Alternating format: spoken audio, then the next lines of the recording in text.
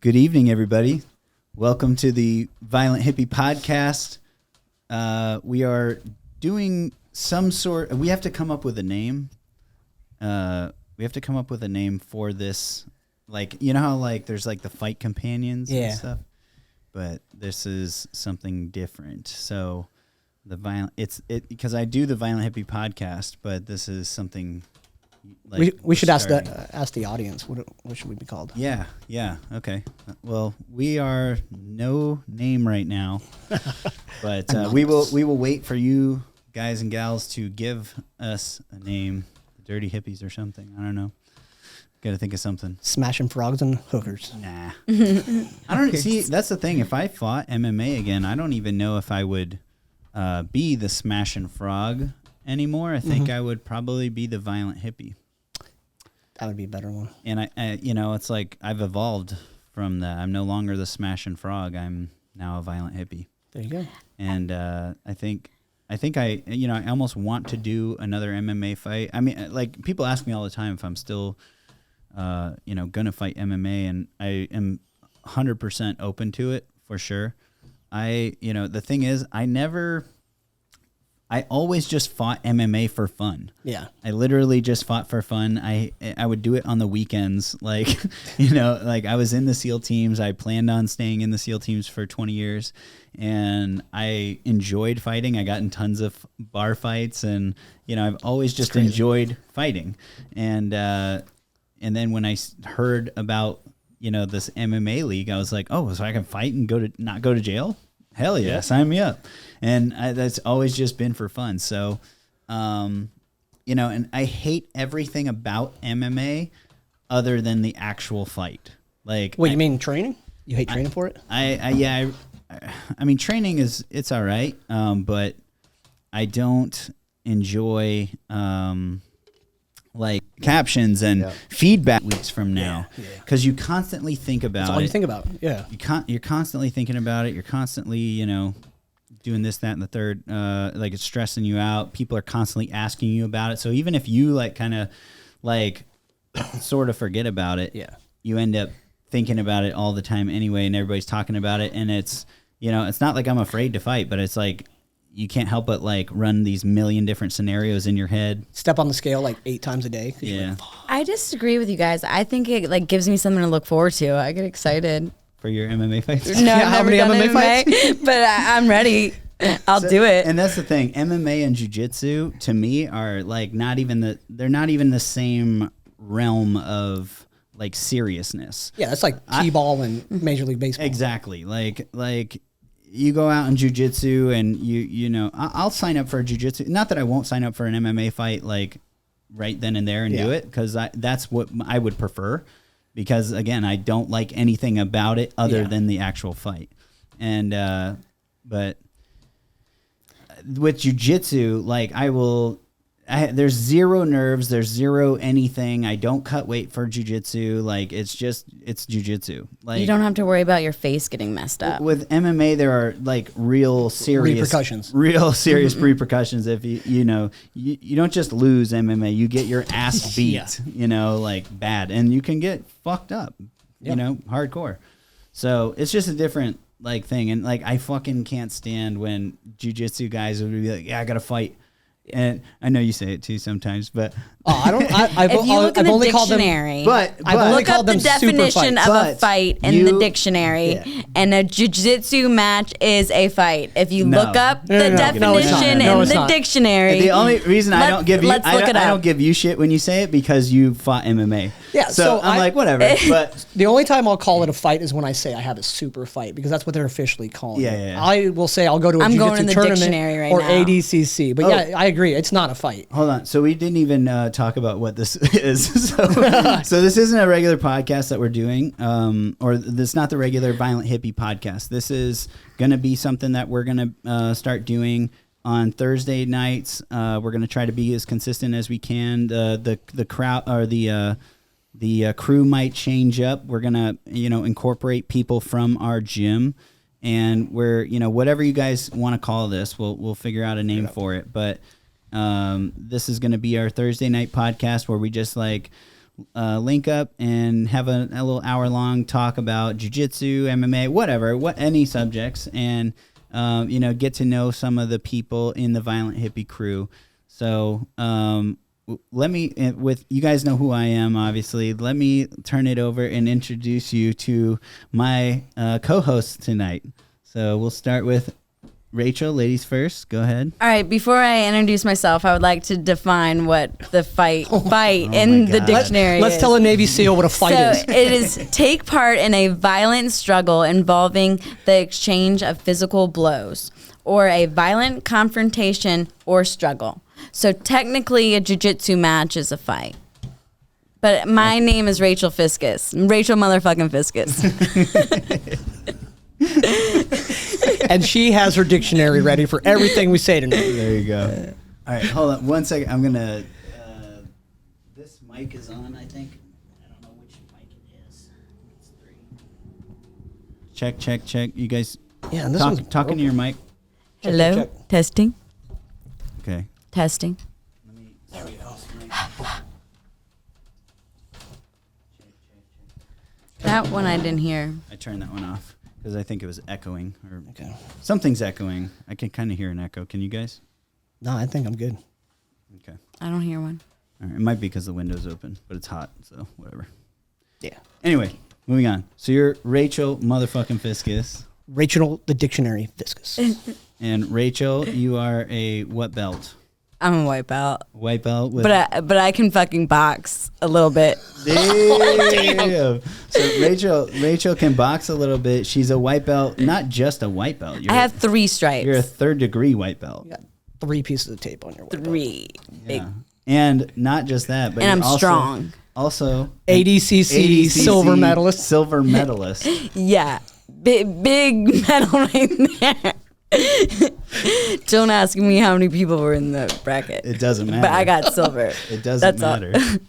In small parentheses, it says open. ADCC. Oh, yeah. Open. So this is Rachel motherfucking Fiskus, and we have here Professor Will Lauschen. Go ahead. That's me. What's your background? A little bit. A little bit. I was a retired Marine and a no-gi competitor. I did gi for the longest time, but I don't really wear that thing anymore. So no-gi competitor. I got a couple world titles and did some MMA. I did a lot of MMA going into my martial arts career, and then decided I didn't like to get punched in the face no more. After I got blowed up a couple times, I decided that CTE was not the cool thing to have anymore, so I stopped getting punched in the face. Well, you weren't just a Marine. Yeah. You were a Marine Scout Sniper, correct? Yes. Yeah. So Marine Corps Scout Sniper and infantryman. Did 20 years, right? 17. 17. Wow. Yeah. Dang, you only did 17? Only did 17. I got only 17. medically retired. I forget how old you are. You're old. I'm Master 3. I'm just kidding. Master 3. We talking? He's dangerous. I'm not even Masters yet, right? If I'm 31. It's Masters. Yeah, it's Masters. It's 1, Well, right? technically, some places it's Masters at 35, so it depends on the organization. So, Professor Will Lauschen is he's our head no-gi professor here at Violent Hippie, and not just that. I think you pirated the Violent Hippie, the whole thing. I did. I got the whole thing. You're the head instructor. Says IBJJF. There you go. I just took over. Look at me. I'm the captain now. Is my mic? This is my place now. Look at this. Is my mic cutting out? Or is it my headphones? Because it's probably just your headphones. I can hear you. Okay. You guys can hear me the whole time. All right. Yeah. It's just my headphones then. Turn my headphones up. Where's my snare? All right. So you guys, we just finished up our fight night. So every Thursday night, this is also why we're doing this. So every Thursday night here at Violent Hippie, it's kind of like an open mat. And we open it up to all gyms to come and train, and we do just 5 or 6 minute rounds, and so we'll do from 5 to 6 we'll do Muay Thai MMA sparring, and then 6 to 7:30 ish, whatever. Really until people stop rolling. Yeah, like we're here until people are done. Around 7:15, people start getting gassed out and sitting around talking or whatever, and you'll have onesies and twosies here, but. Awesome time and, great for our students to get in that lung burn and get that mat time in. It's super important. A lot of girls on the mat. A lot of girls on the mat. Our academy. I'm super proud of our academy. Honestly, it's so the academy.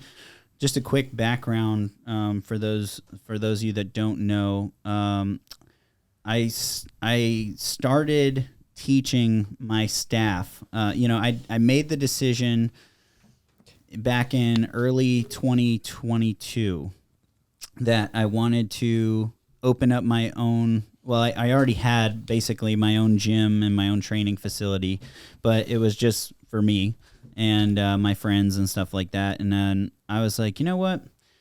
I've always enjoyed jiu-jitsu, but there's a bunch of drama and politics involved in jiu-jitsu, which is unfortunate.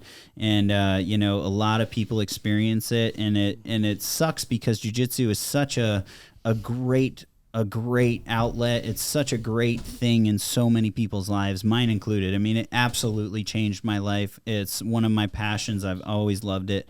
And, so it's unfortunate when stupid drama gets involved or politics and it can kind of taint it. So when I had this facility and I, was like, you know what, I think I'm going to make my own jiu-jitsu academy. Why not? And I'm in a position to where I can do that. And, and I want to take I've been fortunate enough to train all around the world and train with the best people in the world, go, experience how all these gyms, do things. Everyone does things a little bit differently. There's a little different flavor every gym you go. And there's things you like, things you don't like. And, I was like, I'm just going to take all the things that I enjoyed about all the places I've trained and, do all that and none of the bad shit. And, so that's what I did. And so I decided in March of 2022 to start, I made it mandatory for my staff at MASF to learn jiu-jitsu. So I made it mandatory for them to train twice a week. And, anything on top of that, they were welcome to, but there was mandatory training, men and women, everybody's training. And so I did that for several months, and then I opened it up to invite only, where I invited people, our staff could invite people or whatever, and it kind of became like Fight Club, like you had to be invited. And then eventually I decided to open it up to the public. And, I was in a different position than most people that start gyms or own gyms or whatever, because this was just essentially a passion hobby.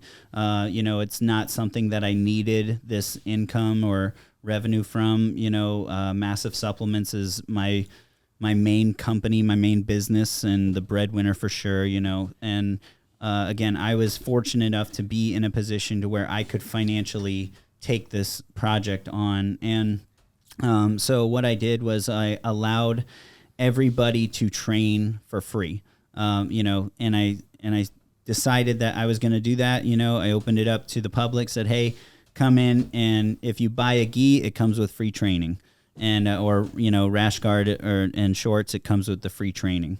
So a ton of people took advantage of that. And the way I looked at it was, I was going to do this for at least a year, to where I was going to invest in training my crop of basically my base of students, and I wanted to get a good year's worth of investing into my students to get them to a good solid blue belt level.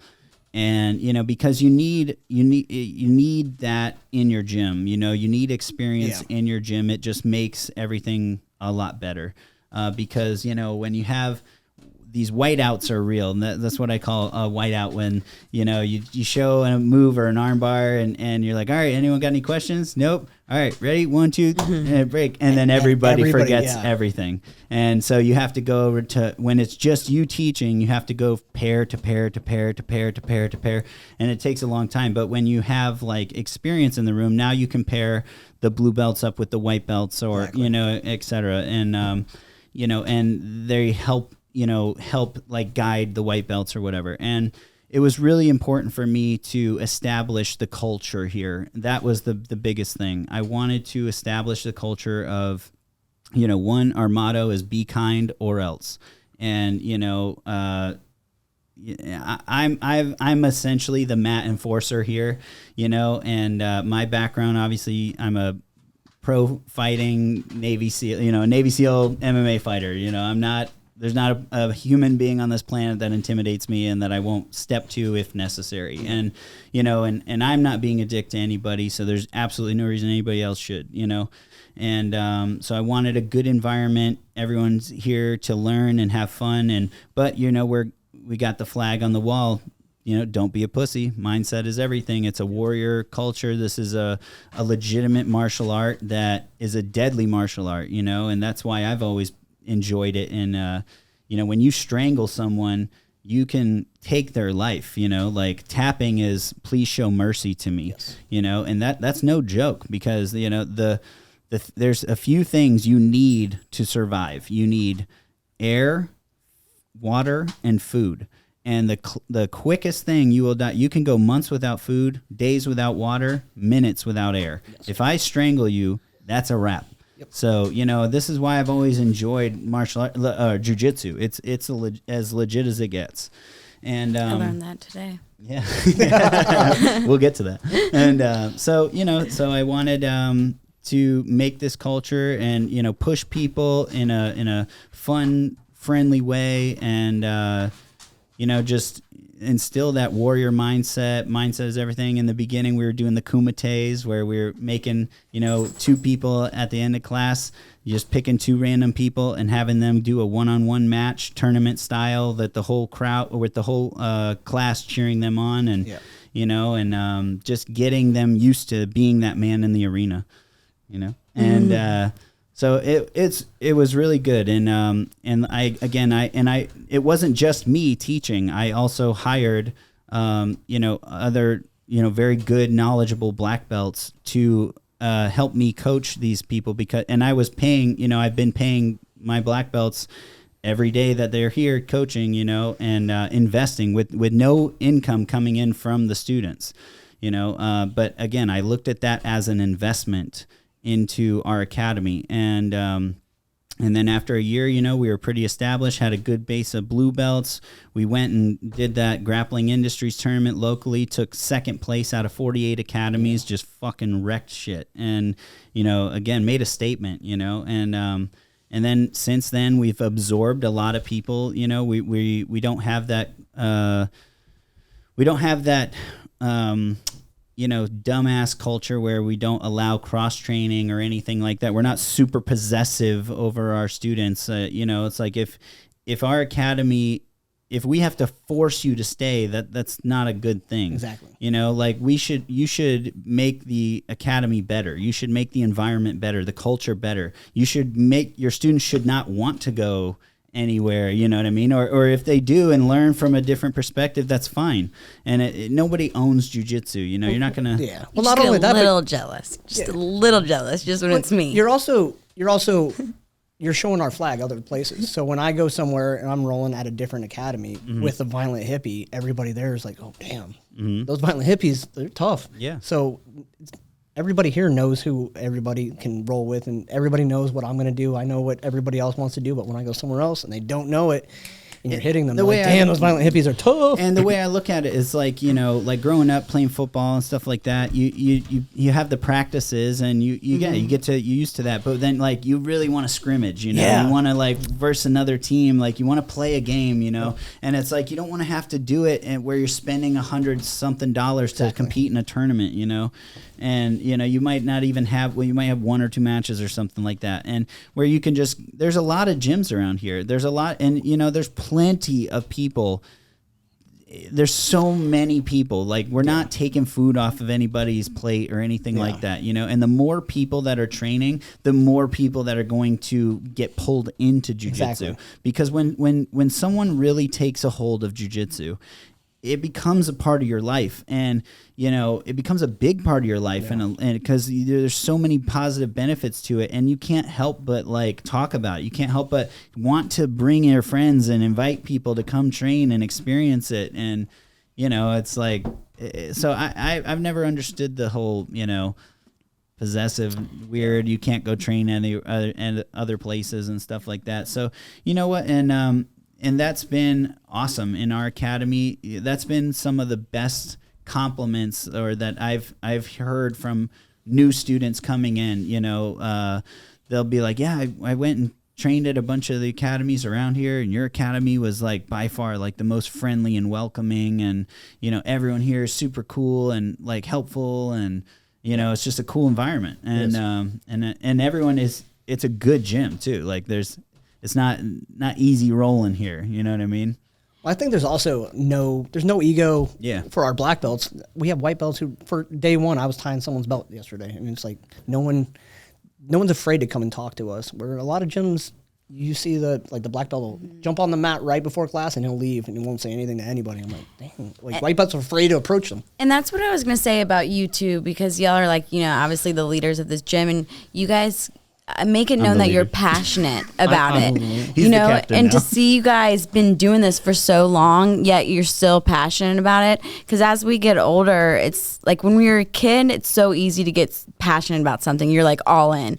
But as you're an adult, you have work, you have other things going on. It's hard to we're not as passionate as we used to be.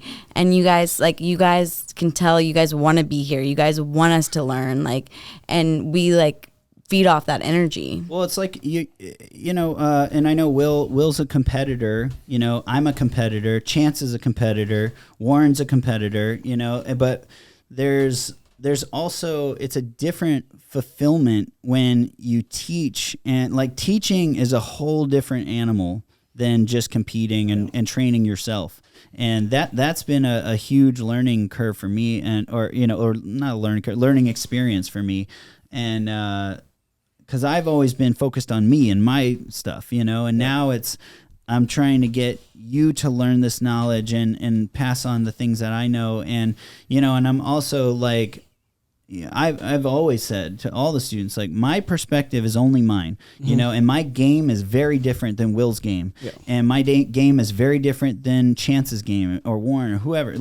So, and you can learn from all of us, and we each have different little things that work for our style or our body type or whatever, and you might learn or Will's style might be way more suited for you, and that's good. We want multiple perspectives. We want you to learn from everybody, and that's been really cool about our gym too. There's no egos here. I think the hard part too, though, for me at least, is when I used to film study, and I was trying to figure out what I needed to add to my game and how to add it to my game. But now I find myself Dimitri's got a game, and I don't know how to play the rubber guard. So I start studying rubber guard, not that I am ever going to use that, but I need to be able to teach him and coach him and use the terminology that he knows. And then you got the wrestlers. So I need, as a coach, you're studying different styles just to coach other people that you are never going to use with your style. So, we went to ADCC this last weekend, Jersey. I spent so much time running back and forth trying to coach everybody. I didn't think about my bracket the entire day. They were going, and I had to tell them to hold up a few times. I didn't watch a single one of my matches in my bracket. I had to sprint over to that guy. They were looking for Will. They were calling his name. I was like, he's over there teaching two different guys on two different mats right now. And they're like, oh, we'll wait. Yeah, but I felt bad. Yeah, unfortunately, I had a charity event that I had to speak at, so I couldn't go and be there. But we got fourth. Will was holding it down. Fourth place, man. Which is pretty impressive. Yeah. And Will, I gotta say, I hope you guys both know how much it means to your students, and how much of an impact you guys have. Because there's nothing more important than your coach. That's your helps you with life. Like I said, it's a different kind of fulfillment. Seeing your students like learn and retain the stuff that you're teaching them. You know, it's like, oh wow, he's, you know, they're doing it. They're doing it correctly, and it's cool because it's fulfilling, because it's like, man, I passed this knowledge on to them, you know. And then like seeing in competition, you can see the nerves on them, and you can see like, you know. And I tell our students, like, it's important to be there and support your teammates, you know, and roll up, and it's like a gang, you know, we're all flying our colors, our tie-dye and everything. And, you know, the nerves happen, especially with, you know, the with less experience doing that. And then looking over and seeing your whole team there cheering you on, you're like, okay. And you feel a little confident, and, you know, you go out there and you hit something, and everybody goes wild, and it's just a great feeling, you know? So this past weekend at the, Caleb was competing in the ADC trials, and me and I guess it was Liz, we were like sitting on the side of it. It was just honestly, it was ironic that we were just perfect timing. Anyway, he was like, as soon as I saw you guys, I got so fired up, like I got cheerleader vibes, like, and he was like really appreciated it, and it was nice that he like acknowledged that, and it does make a big difference for sure. Yeah, definitely. But yeah, I'm super happy with our academy and the way it's going, and I mean it's growing crazy. We have over 70, like close to 75 students. They're getting good too already. And back to what we were just saying, just one last thing, because you guys like think that I can do something, like I take myself serious now, and like I apply that in other parts of my life. So that's awesome. I do appreciate that. Yeah, that's great. But That's cool. Yeah, I'm a little special. Sometimes I need like a little extra. You're certainly special. I'm definitely a little special. extra. You need a little extra. Okay, I'm very special, and that's why you're here. That's why you're on the podcast.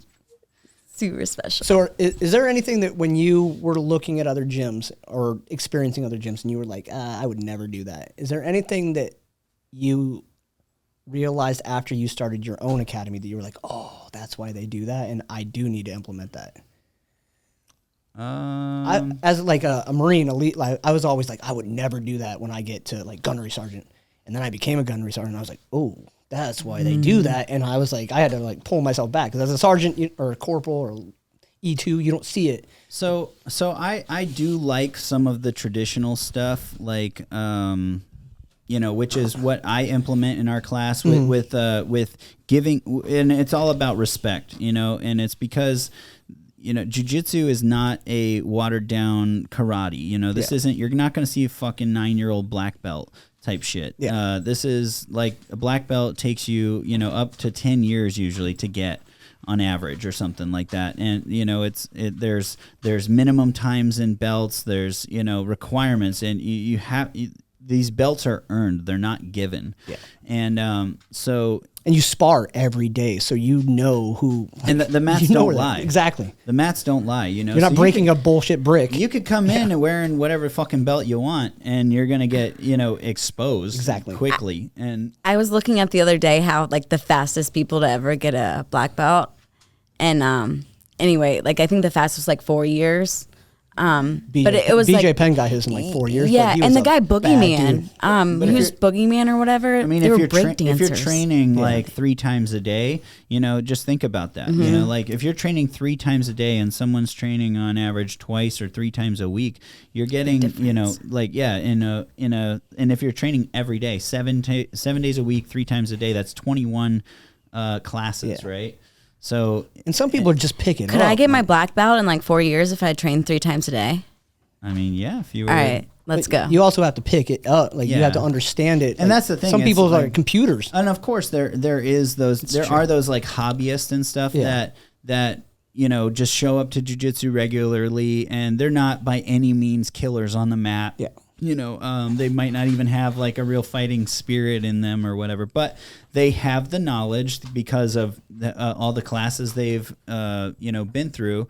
They put in the time, they've showed up, they have the attendance and all that, you know, and have been coming for years, and maybe they never compete or, you know, and they kind of just go through it. This, again, it's just like a hobby for them or something. Yeah. They exist, and they're still going to get their belts, you know, but it's different if somebody is in there and they're fucking just crushing everybody. They're competing all the time. It's like they're going to progress probably faster, but at the same time, again, the day one, when you come on the mats, you experience, or even, I would say even like the first year, whatever, like there's no real limit to it, but like you see how deep this pool of knowledge is, and you're like, wow, even as a black belt, I got my black belt, and then I was like, wait, this is way deeper than I thought it was. Oh, for sure. I thought like, oh, those black belts know what they're doing, and then I got my black belt. I'm like, damn, I have so much to. I learned more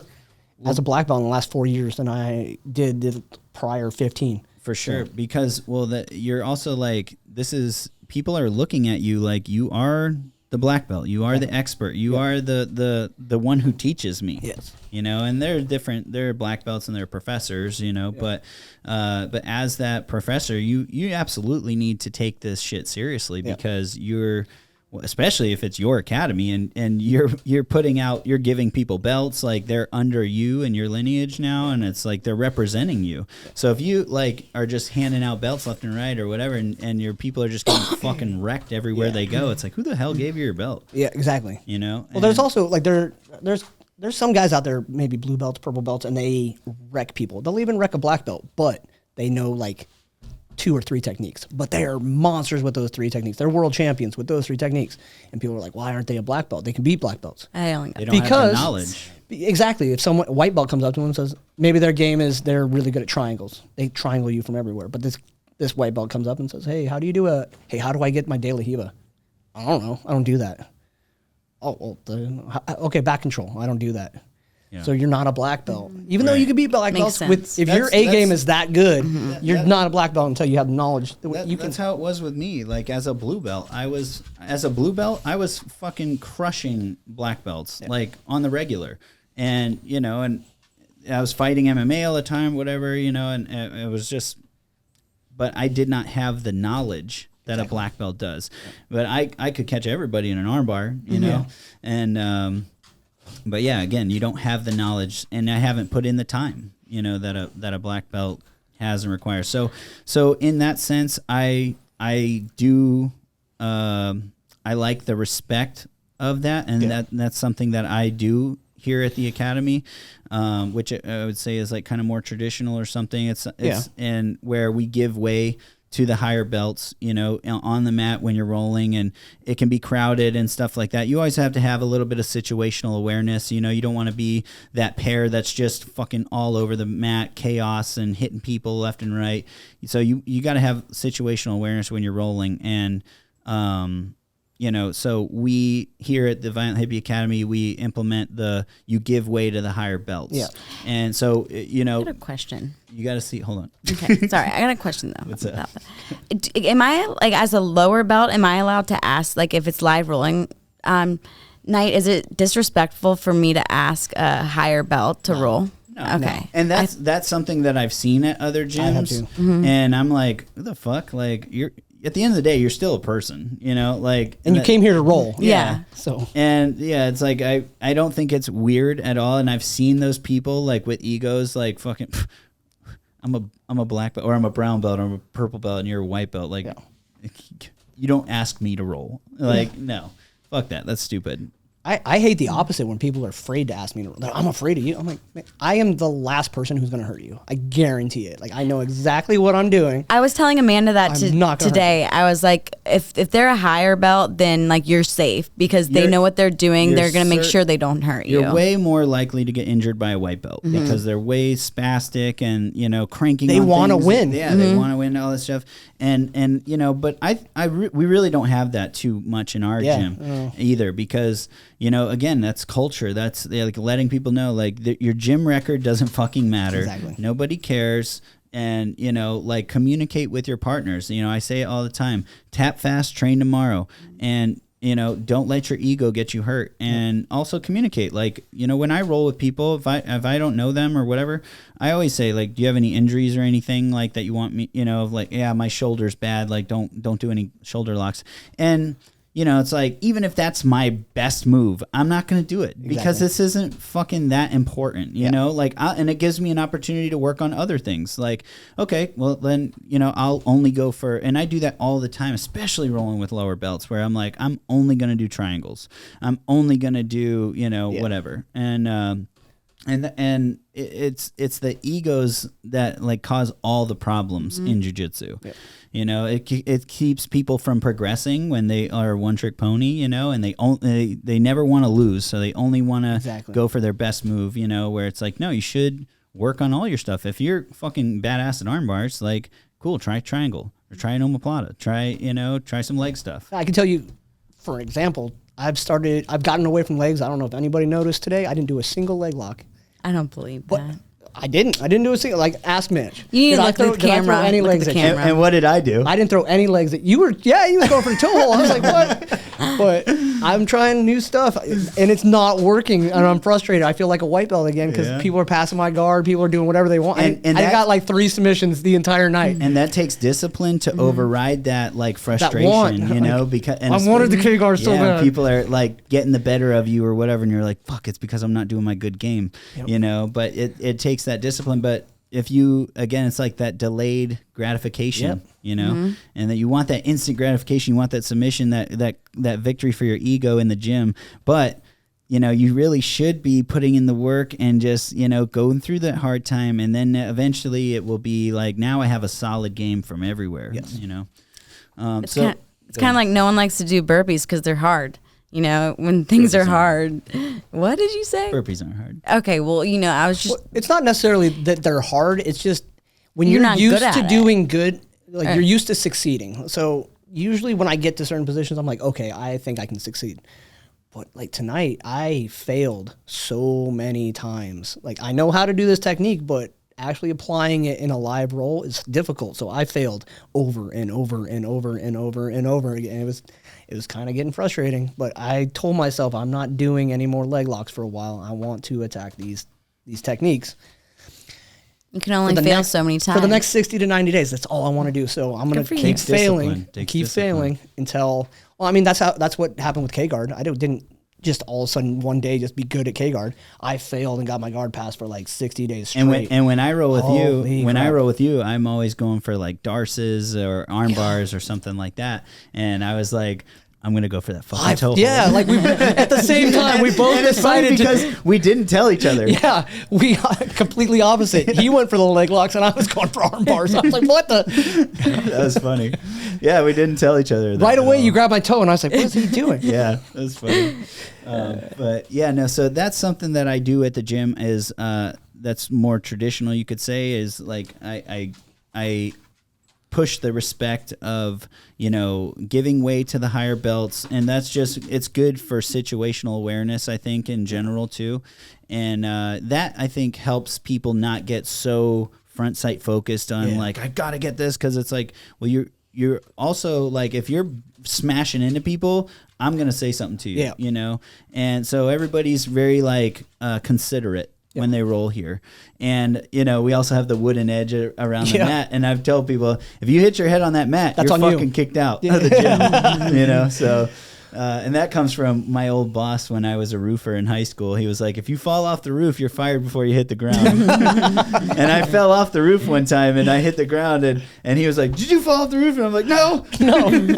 And limp away.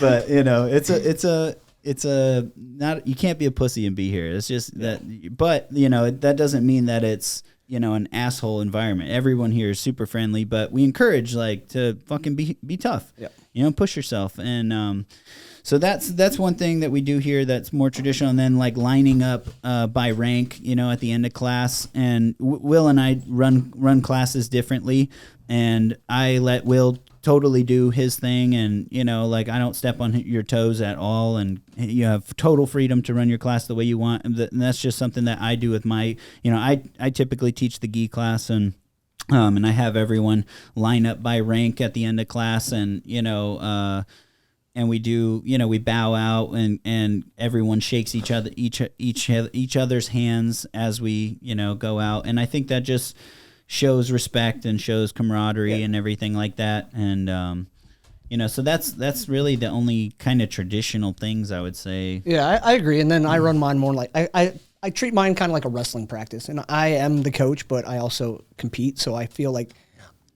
more like the team captain than like just the coach, because usually the coach is up front and everybody bows. But I like to do the circle where everybody's together and we kind of do our chant at the end. And that's what's cool. Like, is all of our coaches and all of our black belts fucking get down with our students. Oh, yeah. We roll and we have guys that are good, not just jiu-jitsu guys, but like a lot of our guys are high-level wrestlers and D1 athletes and stuff like that. So, and they're hungry and they can't fucking wait for the day that they tap us out, which will never come, but like they're happy to, try. And, we welcome it every time. We don't shy away. And I've definitely come from and been to gyms that, where the instructor ducks the students that, they could possibly they think this guy will probably fucking tap me. And I know for sure. Or they'll go with the really easy people the lower white belts and let the other guys kill themselves. And then, I'll jump in on that person like round 5. I've definitely had instructors just completely sit on the wall. Avoid me. Yeah. Oh, yeah. And, because they don't want to get fucking tapped out by their student or whatever. And, and I'm not that way. I welcome every challenge or whatever. And if one of our students does catch me, I'm not going to get like offended by that. Oh, that's a proud moment for me. Like, man, hell yeah. Like, because I taught you that. I can't wait for the day. Like, so I've been training with a kid named Patrick since he was like 7. Like, it's 9 years. And every day he's like, I'm going to catch you tomorrow. And I'm like, I hope so. I'm gonna catch you tomorrow. I hope so. I had no idea y'all knew each other that long until I was looking at like his Instagram. I was like, oh my gosh, she's like 8 years old and Will's like 20. Like, what's going on here? I think I was a purple belt when I started training Pat. And Pat's your oldest student? Yeah, he's by far our longest student. Longest student, yeah. And Will, I remember I'm not close to tapping y'all out yet, but one of the first times you tapped me out. Yeah, didn't I do the north south choke earlier? Yeah, you tapped me out tonight. Yeah, okay. Well, you let me, I think. But she said I think at the end. She's an ADCC silver medalist. I'm a silver. You're right. I tapped you out for sure. But this summer, it was like one of my first times rolling with you, Will, and you set the timer for 10 minutes, live rounds, and I spent 10 minutes trying to pass your guard, and I could not pass your guard, and I went home. That's how I am with Dimitri. Well, it's not. Is. Yeah, that's Dimitri. That's a little different. But I went home, and that's all I thought about all day. So my guard is easy? No, I couldn't pass your guard. I know, but you're saying like that's Dimitri. Oh, no. Well, Dimitri's just your super guard flexible. Is definitely easier to pass than Dimitri. Yeah. I know. Yeah. Anyway, but I went home that day and I sat by the pool and that's all I thought about was what do I need to do differently? Like how can I pass Will's guard? And we came back, it was like a Thursday, so there was rolling again that night and I came twice that day and I went to you, I was like, Will, what are my other options? Because what I was doing was not working and I got close to passing your guard, I think, that afternoon. I'm sure you did. Yeah, so it's like a really good learning experience for me. Well, half the time people say like, I don't know how to do this. I'm like, okay, this is how you pass my guard. So yeah, I want to hear from Rachel a little bit now. We've been talking a little bit. I want to hear from you as a student and like, what's your perspective, I guess. And why do you start not just that, but as a female as well. Why do you start jiu-jitsu? So honestly, I started while I was boxing and I grew up watching my brother wrestle. And I always told my parents, like, I want to wrestle. And they were like, no, you can be the wrestling manager. And I was like, like my brother's like, showing my dad, like, the wrestling moves that he learned or whatever. And I was just like his puppet. And then in college, I got in a fight, or this girl came to my house to fight me. And I was scared if I tried to hit her that I might miss. And I made her come up on my yard, and she tried to throw a punch, and I did a duck and did a fireman's carry into like a little roll. And I didn't want to hit her. I felt bad, so I let her up, and she like tried to grab me, and so I tripped her and put her in her headlock, and I said, I don't want to hurt you. She could have Von Flute choke. Right? Yeah. I should have. And so I think I was destined to do jiu-jitsu, and but I didn't know until I guess I started boxing, and I was boxing at a different gym, and at Violent Hippie, I noticed that there was like a lot of girls and like a good group of people, and it kind of like really I was just drawn to it. And as soon as I came here, I was like, man, I made a good decision for sure. Nice. Yeah, and I couldn't be more happy because, like I said, when you're younger, like I feel passionate about it. I want to learn more. I want to do it right. I been taking notes and stuff. And it's good to have something in life that's not just work or that you're excited about. Yeah. So every Friday I do a Q&A, ask the professor what do you need to work on. It's not big things. It's usually how to finish a triangle or something. Every single Friday, everybody's like crickets, and Rachel's got a list of things. She's like, I'm passionate about this. I want to know this and this and this. And that's crazy because that's so for those of you guys wondering how we. Oh wait, speaking of that. One Friday you shut me up. You were like, all right, Rachel, I've heard enough. My last question was, how do you escape the guillotine? That's why she got a silver medal. That's exactly why I got a silver medal. So if I just had that last question. So maybe if you asked that before your other 9 questions. You need to prioritize. I think I also asked to show me the guillotine too. So yeah, prioritize. What was I going to say? Oh yeah. So that's how we structure our training week here. We do, so we have class gi and no gi twice a day, and Monday through Wednesday are just classes where Tuesday. Yeah, that was Tuesday, a good class. I do the ecological approach, so I do games. So it's person on bottom, you're stuck in half guard. You are just trying to get your full closed guard. Person on top, you're trying to just hold them there for a set amount of time. Usually 1 minute to 2 minutes, and it's a good workout. It's rapid fire, positional rolling. So that's every Tuesday. That's on with Will's classes in the no-gi. And in our sometimes every once in a while I'll do stations. Occasionally where it's all right, and we got you're in guard, you're in mount, you're in back control, you're in whatever, and then everybody lines up on the wall and you just go. Just constantly, whoever wins stays, and then we say positional rolling. Yeah, positional rolling, and if you stay in 3. For 3, then I come over and smash you and move you out. Yeah, and then next. But so every once in a while we'll do that kind of stuff. But typically it's Monday through Wednesday are classes, and we're going over whatever position or submission or reversal or whatever. And then Thursdays is basically our fight nights where we're doing just rounds and getting that lung burn in and getting that rolling mat time in, because we do rolling every class. We'll typically go over a move, go over everyone practices it with their training partner step by step, and then once we'll show the reverse to that move, go over it step by step, and then we'll do that same thing. Okay, now do that same thing. You're on top, you're on bottom. You're trying to do the move, you're trying to do the reversal, full resistance, go. And then at the end of the class, we'll do 2 or 3 rounds of just straight rolling. Yeah. So we're getting rolling every night in, and, getting to work on what we just learned in class and try to get that, with resistance and stuff, because it's always different. And so that's Monday through Wednesday, and then Thursday's our fight night, and then Friday's Q&A. Yeah. So, we essentially, it's like a private lesson for the class, and they get to ask, hey, I'm really struggling with getting out of side control. Hey, I'm really struggling with, attacks from mount or whatever. Yeah. And, and Rachel is usually She's just the queen of asking questions. Dung, dung, dung, dung, dung, dung. But, no such thing as a stupid question. That's not true. But I guess special ed teacher, come on.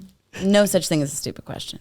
It's not true. But that's what we want, because 9 people out of 10 are just sitting there with a blank face, and they don't even know what to ask. Exactly. And it's so are you guys just good on jiu-jitsu? Yeah, I'm black belts all around. Yeah, cool. I know you guys have questions. Yeah. I know you're struggling with stuff, but it's they don't want to be the person to ask it or something like that. So it's nice to have Rachel just shooting off questions and until I'm shut up. Breaking the ice, But no, it's all good. about breaking the ice. So how do you feel as a girl being at this academy? I love it. I think I'm definitely where I need to be. It's nice because I feel safe. I've rolled at other places where it's I feel like I have to be really careful about who I roll with, because it's men, and then their ego. If you're kicking their ass, they're oh, it's you're a girl, you can't kick my, and then they use their strength against you. So here I've always felt really safe, and then there's just an awesome group of girls where it's like I have all different types of training partners. I have like, one that's like I can turn up on, and they're gonna like we can turn up on each other, and then one that like like Jen, who's like always helping me. He's kind of like my like a mentor, and then like then there's a few where it's like I like get more confident rolling with them because I'm a little bit better than them, even though I'm not better than that many people. Well, there is a hierarchy in jiu-jitsu. Yeah. I mean, and that's good to have those people that, like I roll with people that I know are better than me because I want to be pushed in that, and I'm chasing them. I'm trying to beat them, and that's what's getting you better. But it's also, you can get good rolling with people that you are better than too.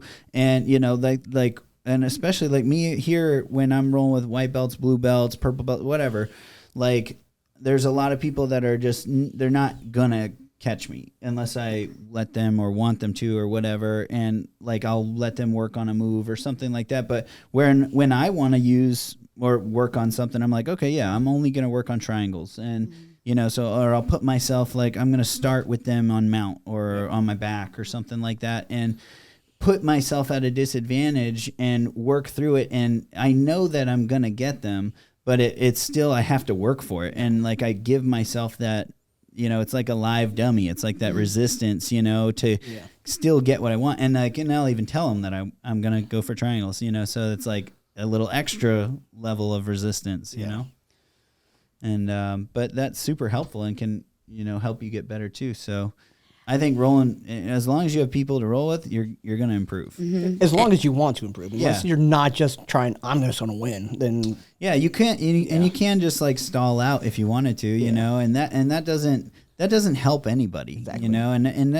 And I've definitely been guilty of that at times where I'm just like in a mood or something, like if I've got some shit going on and I am rolling and I don't want to really be there or whatever, and I've done that where I've just kind of stalled for like a minute or two, and I'm just like, I'm just waiting for this clock to run out. Yeah. But that very rarely happens, but I've been guilty of that. But yeah, for the most part, it's awesome here, and I'm glad you like it, and I'm glad all of our students, seem to love it.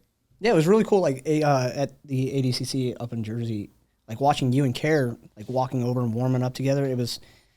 You didn't need your coach to go warm you up. Like a lot of people were like, "Hey, coach, can you come warm me?" Like you had her, and like you guys were rolling kind of at the same time, but she like you guys got to go and with somebody who's going to be your weight, going to be your size, going to be like. And Care's like a really, really good training partner because not only does she like, I remember one time you were doing Baron-Bola rolls and I was like, I can't get it. I'm giving up. And she was like, you're gonna get it, and like made me get it. But not only that, like when we're doing our live rolls, a lot of times like I feel like first of all, when she turns up, and it's like I feel like good. It's right. And I feel like it's good for me to experience that, to get like that level of like competitiveness like going, but also like she's really good at like telling me like what she's working on, or okay, I'm gonna go hard this round, or like, and she's like true to her word. And so it's nice like being able to communicate with your training partners like that, so it's like we know what the end game is. And learning how to turn that switch, like care like even this weekend she was so calm, like just is calm as a cucumber, and then goes out to her. You know what her secret is? Is that she honestly doesn't care. Like she was happy that other girl got the gold because she started crying, and like she was super happy she won it. And Kara's like, man, I just have fun rolling. I don't really care about a medal. And I just want to roll, that. and I had fun. She's like, I had fun rolling. It was a fun match. So I believe that. Care comes off as like a little like care don't care. She comes off as like intimidating, like she definitely like has that demeanor, but I think she has like the most gentle heart. She's just like the the sweetest girl heart. version of Will. Yeah, maybe actually. I see it. Yeah, maybe. She said she's wanting to work on her K guard and her legs too, so we'll see what happens. Gosh, what, that gay guard? Keep jiu-jitsu gay. Yeah, but So anyway, I think we're gonna wrap this episode up because like we're just trying to keep these episodes to like an hour or so. We're gonna do them every week, hopefully, and the characters can change. We're gonna try to bring in people from the academy and just get to know other people, other of our students, hear their perspective and stuff like that. So that's what we got going on. So how'd you guys feel about the first episode? It was definitely a first episode. Yeah, I dig it. Yeah. Cool. Yeah. First times for everything, right? Yeah. They're only going to get better. They're only going to get better. That's right. We're white belts. Right. All right, guys. Thanks for tuning I think in. you're like a purple belt. You do this quite often. I do the mid show. You I'm do the gonna be mid the- show, so you're like really like you have the voice. You have the Mid-show. I'm trying smooth. I'm trying to be an instructor here. There you go. Hey, I think you guys did great for your first podcast. That's always what black belts say to the white belts when they suck. Hey, watch it. I'm just gonna shut up. That's what I'm gonna do. All right, guys. Well, thanks for tuning in, and we will see you next week. Peace. Peace. Thanks for tuning in to the Violent Hippie Podcast. Remember, be kind or else.